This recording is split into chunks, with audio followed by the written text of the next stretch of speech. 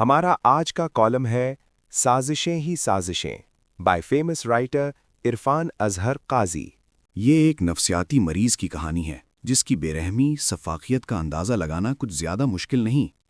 ये ऐसा बेरहम इंसान है जो साबिक एफबीआई चीफ रॉबर्ट म्यूलर के इंतकाल पर भी खुशी का इजहार कर रहा है। लाखों इंसानों के कत्ल का जवाब पैदा करने वाला, एप्स्टन फाइल्स का मरकज़ी किरदार, दुनिया में अमन के नाम पर जंगें लड़ने वाला जुनूनी, जिसने गज़ा में तकरीबन 1 लाख के करीब फ़लस्तीनियों के होलोकास्ट पर नेतन्याहू की सफाकी में इसका भरपूर साथ दिया। ईरान पर मुज़ाकरात के आखिरी कामयाब लम्हात के दौरान हमला आवर हुआ। ऐसे शख्स से दुनिया अमन की तवक्को रखे ये मुमकिन ही नहीं। झूठे बयानिए, मन घड़त दावे, किसी न किसी बहाने जंगों का जवाब पैदा करना इस शख्स की वाहिद पहचान है। ये दूसरी जंग अजीम के बाद वजूद में आने वाला इस ज़माने का हिटलर है जो किसी की नहीं सुनता। कभी ये मस्खरे का रूप धार लेता है, कभी खुदसर हो जाता है। बदमस्त हाथी दुनिया के निज़ाम को अपने पांव तले रौंद रहा है। खुद को अल्लाह की गिरफ्त से बालातर समझने वाले ट्रंप को यकीनन तारीख से कोई वाकफियत नहीं कि बड़े बड़े मुंहजोर हुक्मरान जब अल्लाह की गिरफ्त में आए तो हाथियों के लश्कर को भी अबाबियों ने खाया हुआ भुस बना डाला। आज बाइबल को बुनियाद बनाकर ग्रेटर इसराइल बनाने का ख्वाब पूरा करने की जो हमाकतें की जा रही हैं, ईरान ही है जो इस ख्वाब को चकनाचूर कर रहा है। अरबों को इस बात की समझ कब आएगी कि अल्लाह उन्हें अमेरिका के चंगल से निकलने का सुनहरी मौका दे रहा है, फिर भी इस जंग में उलझते ही जा रहे हैं। अपने तेल के ज़खायर से भी हाथ धो बैठेंगे और अमेरिका और इसराइल की ऐसी गुलामी में चले जाएंगे जिससे निकलना किसी के बस में ना होगा। मुत्तहिदा अरब अमारात ग्रेटर इसराइल मंसूबे से सबसे ज़्यादा मुतासिर होता दिखाई दे रहा है। तहफ़्फ़ुज़ के नाम पर अमेरिका अरबों डॉलर का दिफ़ाई निज़ाम और न जाने किस किस्म का काट कबाड़ असलहा इन्हें फ़रोख्त कर रहा है। हर उरूज को ज़वाल है, सिर्फ अल्लाह की बादशाही हमेशा कायम रहने वाली है। आज अरब और खलीजी ममालिक इस जंग से कोई सबक नहीं सीख रहे। अगर इस जंग का अमेरिका इसराइल से हटकर कोई हल ना निकाला गया तो बादशाहतें रहेंगी, ना ही उनका जाहो जलाल। अंदेशा है कि खुदा न खास्ता इन रियासतों के अवाम साजिशी अनासिर के हाथों मजबूर होकर सल्तनतों के खिलाफ उठ खड़े हों। ईरान और इन ममालिक के अवाम में यही फ़र्क है। इनकलाब ईरान के बाद इनकलाबी रहनुमाओं ने इस कौम को इस तरह मुत्तहिद किया है कि अगर कोई ईरानी लीडर भी जिंदा न रहा और अमरीकी बमबारी से पूरा ईरान भी तबाह बर्बाद हो गया तो इस कौम का जिंदा बच जाने वाला आखिरी शख्स भी सहयूनियों के खिलाफ लड़ते लड़ते अपनी जान कुर्बान कर देगा, लेकिन अमरीकी ग़ुलामी किसी सूरत कबूल नहीं करेगा। ऐसा जज्बा किसी अरब रियासत के अवाम में नहीं देखा जा रहा। कुछ नज़र आता है तो बस रोशनियों की चमक दमक और हर सू तय्युशात की भरमार।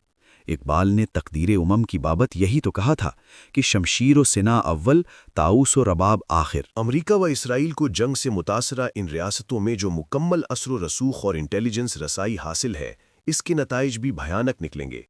ईरानी हमलों के नतीजे में कतर समेत खलीजी व अरब ममालिक अपने तेल व गैस के ज़खायर से महरूम हो रहे हैं।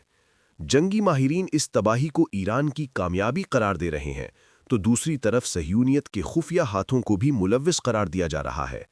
हर तरफ मुस्लिम ममालिक के खिलाफ साजिशें ही साजिशें हो रही हैं। सिर्फ ईरान दुश्मनी में अमरीका व इसराइल को अपना मुहाफिज समझने वाले बहुत बड़ी गलतफहमी का शिकार हैं। ईरान की तबाही हरगिज़ उनका तहफ़्फ़ुज़ नहीं कर सकती।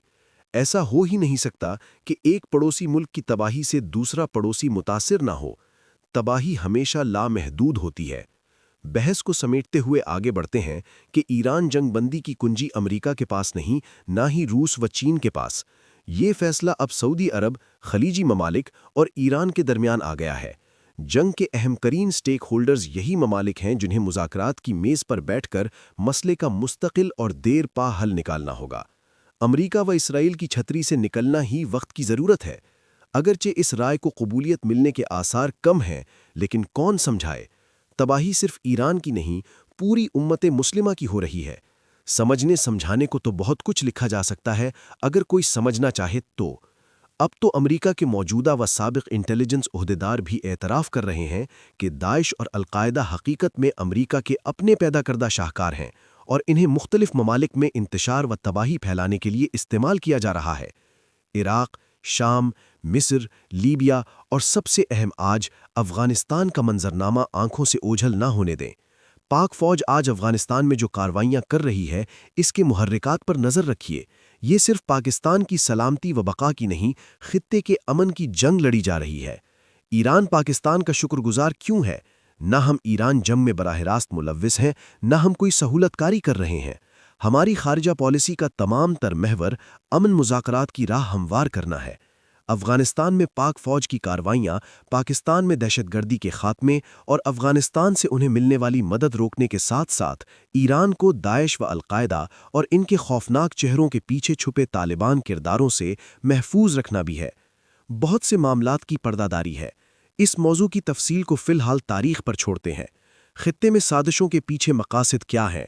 بھارت کا اس میں ہندوانہ کردار، مکاری و عیاری کیا گل کھلا سکتی ہے؟ اگر گریٹر اسرائیل منصوبے کو بائبل اور قرآن کے درمیان لا کھڑا کیا گیا ہے تو مذہبی جنونیت کو ہوا دینے کی اس سازش کو بھی سمجھیے۔ فیلڈ مارشل عاصم منیر قابل احترام علماء کرام کو جو پیغام دینا چاہتے تھے وہ یہی ہے: پاک فوج اس وقت اہم ترین محاذوں پر لڑ رہی ہے۔ ایسے میں بین المذاہب اتحاد، یکجہتی وقت کی اہم ترین ضرورت ہے۔ Thank you for watching. If you like the video, do like, share, and subscribe.